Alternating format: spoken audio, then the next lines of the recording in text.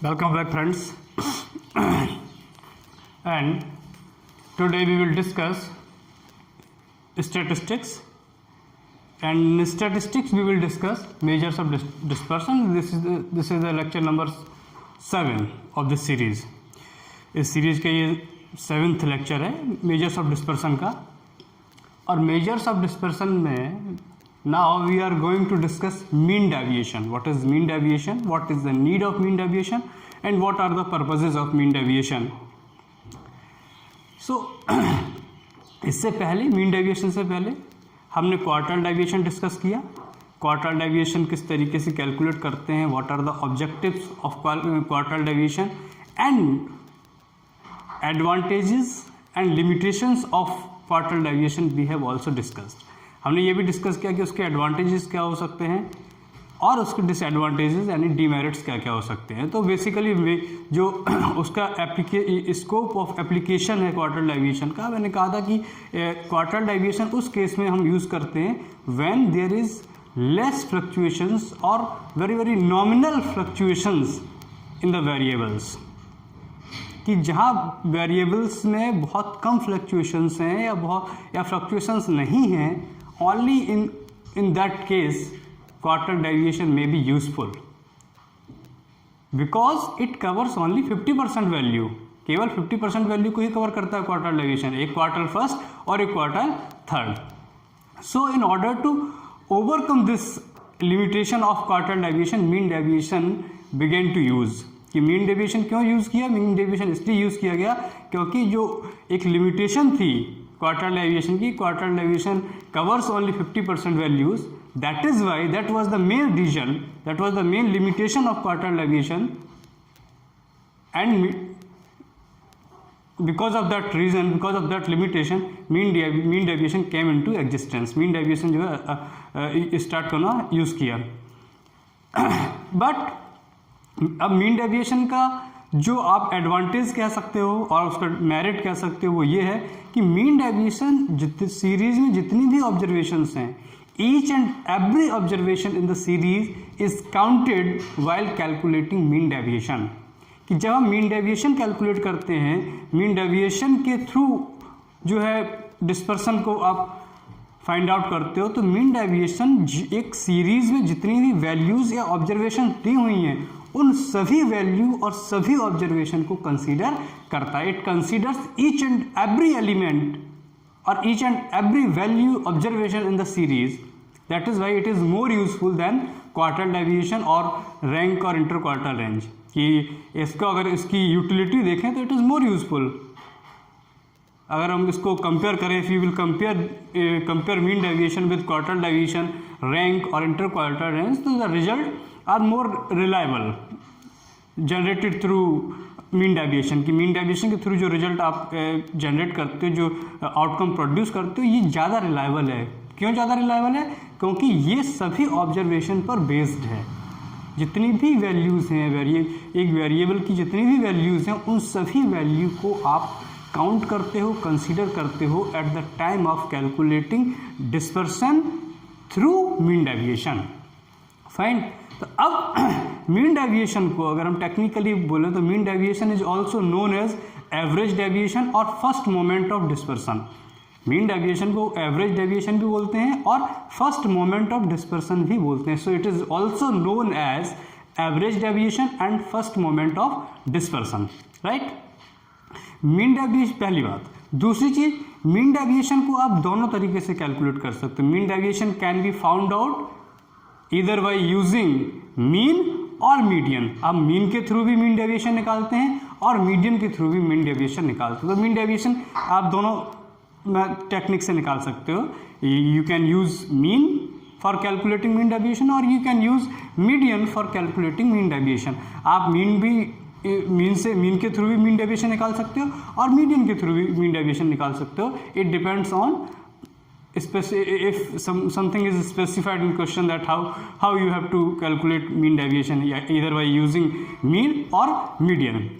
Anyways, तो mean deviation को आप मीन के थ्रू भी निकाल सकते हो, मीडियन के थ्रू भी निकाल सकते हो.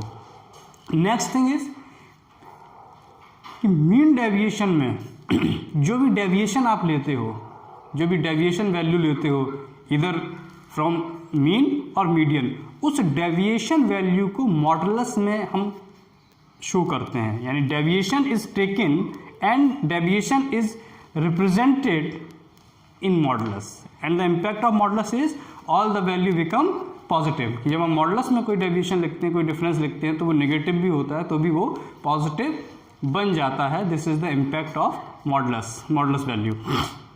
नाउ हम बात करते हैं मीन डेविएशन। अब एक दो चीज़ें नोट कर दूं कि मीन डेविएशन जो है अगर हम देखें तो mean deviation can be calculated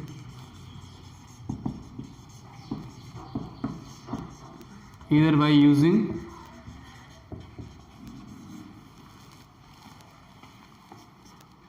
mean means x bar or median। आप किसी भी दोनों तरीके से कैलकुलेट कर सकते हो, मीन के थ्रू भी कैलकुलेट किया जा सकता है और मीडियन के थ्रू भी कैलकुलेट किया जा सकता है। Second important thing is mean deviation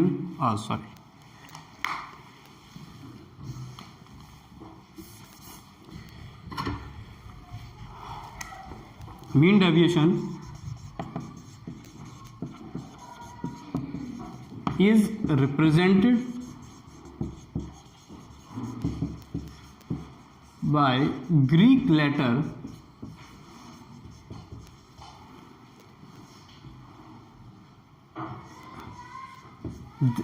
like this. This is called small delta, right? अब अगर हम मीन डेविएशन मीडियन के थ्रू मीन के थ्रू निकाल रहे हैं, if mean deviation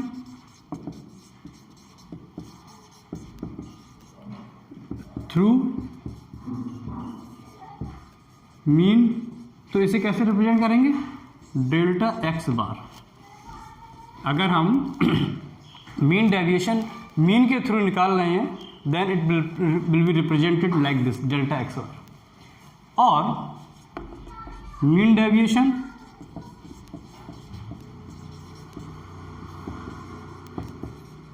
through median then delta small delta m। तो हम इसको इस तरीके से रिप्रेजेंट करेंगे। फाइन। अब जब मीन डेविएशन की हम कैलकुलेशन की बात करते हैं तो मीन डेविएशन की कैलकुलेशन जब हम करते हैं तो इसके दो मेथड हैं। सीरीज तो वही individual series, discrete series and continuous series, but mean there is two methods, direct method and shortcut method. जैसे मीन में हम करते थे कि मीन आप कैलकुलेट करते थे, डायरेक्ट मेथड से भी कैलकुलेट कर सकते थे और शॉर्टकट मेथड से भी कैलकुलेट कर सकते थे।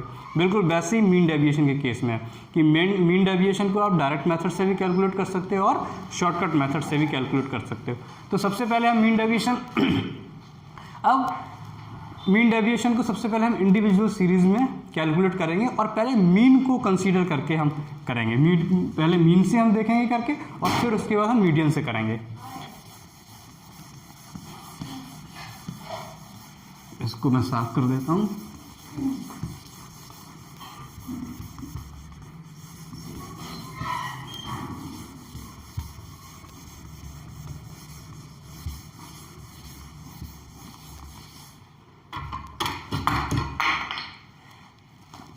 अब सबसे पहले हम लिखते हैं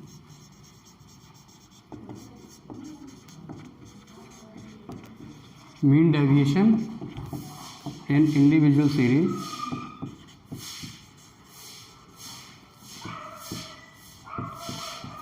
ठीक, यहां लिख दीजिए थ्रू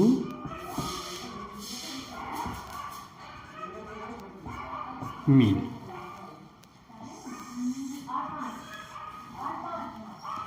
ये है मीन डेविएशन इन इंडिविजुअल सीरीज थ्रू मीन। तो मीन डेविएशन का फॉर्मूला होता है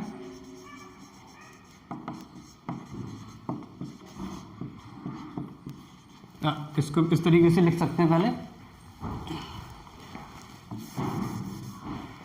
इसके दो मेथड, पहला डायरेक्ट मेथड। डायरेक्ट मेथड में मीन डेविएशन का फॉर्मूला होगा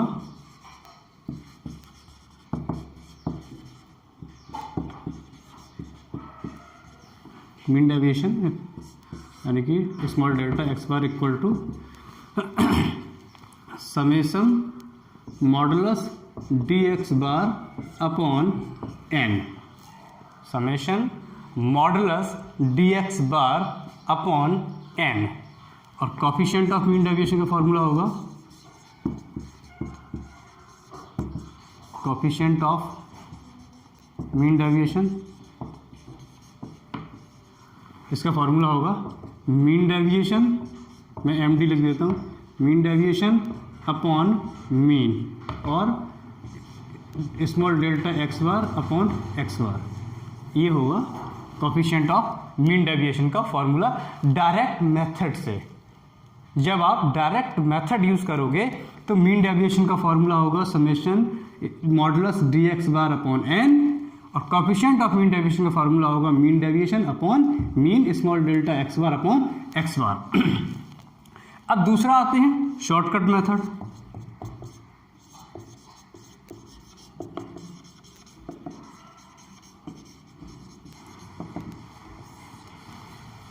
शॉर्टकट मेथड में मीन डेविएशन को कैलकुलेट करने का फॉर्मूला चेंज है, लेकिन कोफिशिएंट ऑफ मीन डेविएशन का फॉर्मूला यही रहेगा।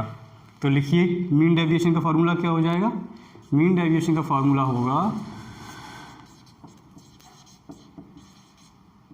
Equal to summation X A minus summation X B minus N A minus N B into X bar upon N. अब समेशन एक्स ए क्या है, समेशन एक्स बी क्या है, N A क्या है, एन बी क्या है, ये मैं तभी बताऊंगा जब इसका एक सम कराऊंगा, ठीक है ना। और कोफिशिएंट ऑफ मीन डेविएशन का फॉर्मूला यही रहेगा, कोफिशिएंट ऑफ मीन डेविएशन का फॉर्मूला सेम रहेगा। तो भी मैं एक बार लिख देता हूँ for more clarity, coefficient of mean deviation का फॉर्मूला वही रहेगा, क्या, मीन डेविएशन अपॉन मीन, और you can say small delta x bar upon x bar.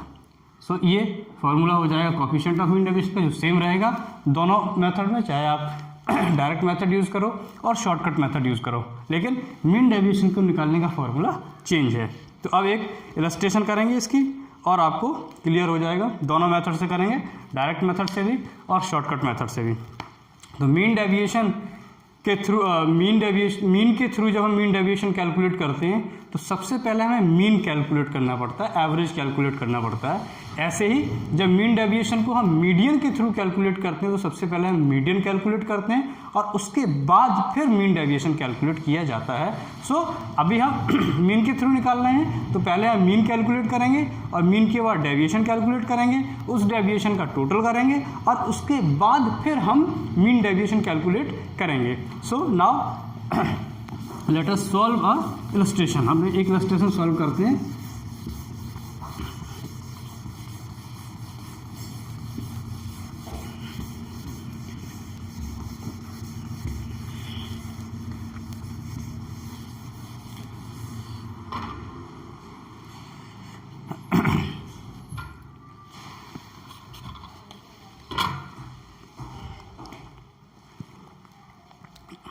Illustration दी हुई है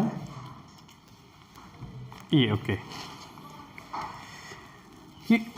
इलस्ट्रेशन है calculate mean deviation and it's coefficient from mean and median.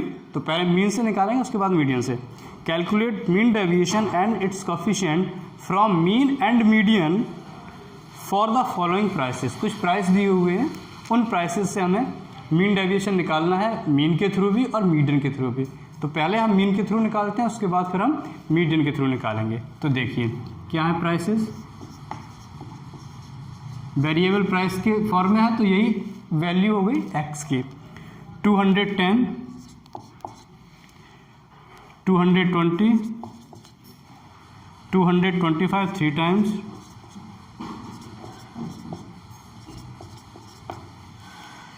then 235,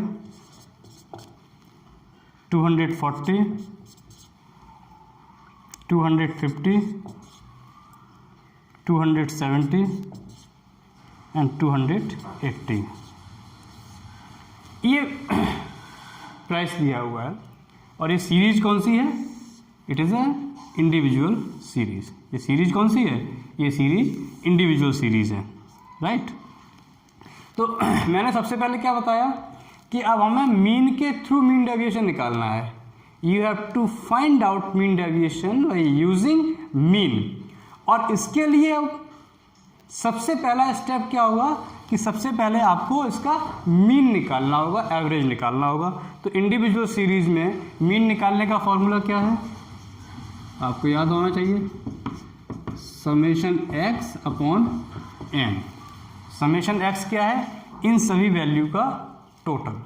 summation X क्या है? इन सभी वैल्यू का टोटल। और N क्या है? Number of value. तो एन लिख दीजिए कितना है,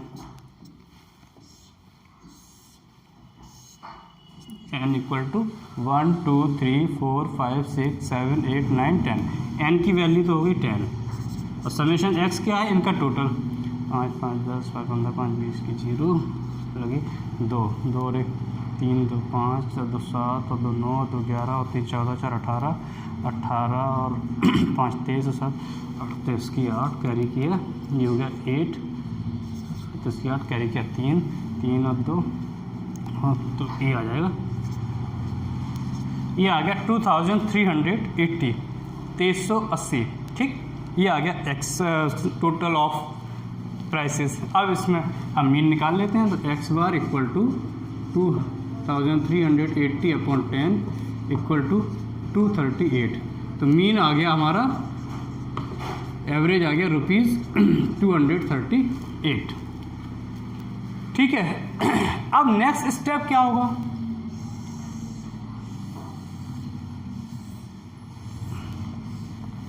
नेक्स्ट स्टेप हमारा होगा dx निकालने का। अब हमें क्या निकालना है? हमें निकालना है dx। ये होता है डेविएशन ऑफ एवरेज या मीन फ्रॉम एक्चुअल वैल्यूज। कि डेविएशन मीन्स जो हमने एवरेज निकालना है, मीन निकाला है। तो जो मीन हमने कैलकुलेट किया है उस मीन में और जो एक्चुअल वैल्यू उनके बीच में कितना डिफरेंस है, इनकी आपको दोनों का डिफरेंस निकालना है। तो इसको लिखेंगे अब हम। और ये जो डेविएशन है ये हम मॉडुलस में लिखेंगे, यानी कि कोई भी वैल्यू नेगेटिव नहीं होगी। The sign of negative and positive will be avoided. तो सारी वैल्यू पॉजिटिव ही हो जाएंगी। तो अब इसको हम मॉडुलस में लिखेंगे, किसको? dx को। और dx है क्या? dx है आपका x माइनस एक्स बार। dx क्या है? x माइनस एक्स बार। तो यहाँ के लिए फर्स्ट वैल्यू के लिए 210 में से सब्ट्रैक्ट कर दीजिए 238।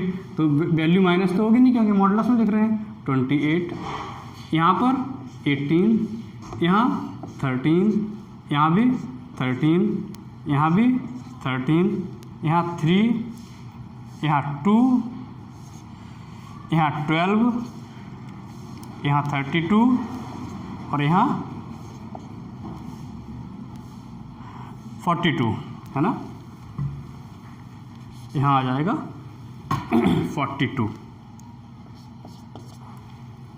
अब मीन डेविएशन का फॉर्मूला क्या है? मीन डेविएशन का फॉर्मूला है, मैं यहाँ लिख देता हूँ। मीन डेविएशन का फॉर्मूला है आपका summation modulus dx bar upon n। Summation modulus dx bar upon n, यानी इन वैल्यूज़ का टोटल करना है। तो ये वैल्यू होगी समेशन मॉडुलस dx बार। तो इनका टोटल करें, तो इनका टोटल कर लेते हैं कैलकुलेटर से।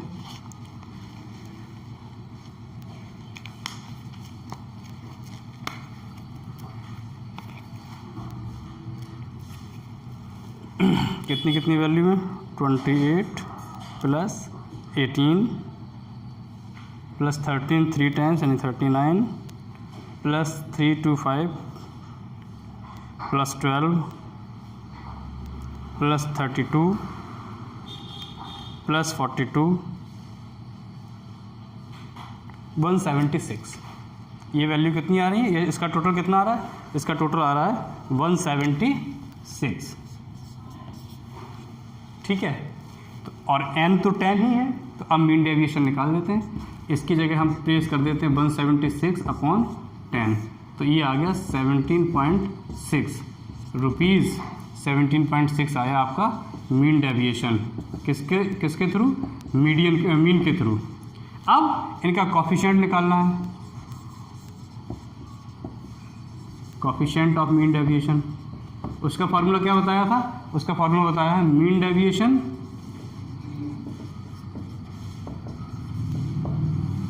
Upon mean, means delta x bar upon x बार। तो मीन डेविएशन कितना निकला? 17.6 अपॉन मीन कितना निकला था? 238। तो 17.6 को 238 से डिवाइड कर दो, इसका डिवीज़न कर दो, तो अपॉन 238 0.74।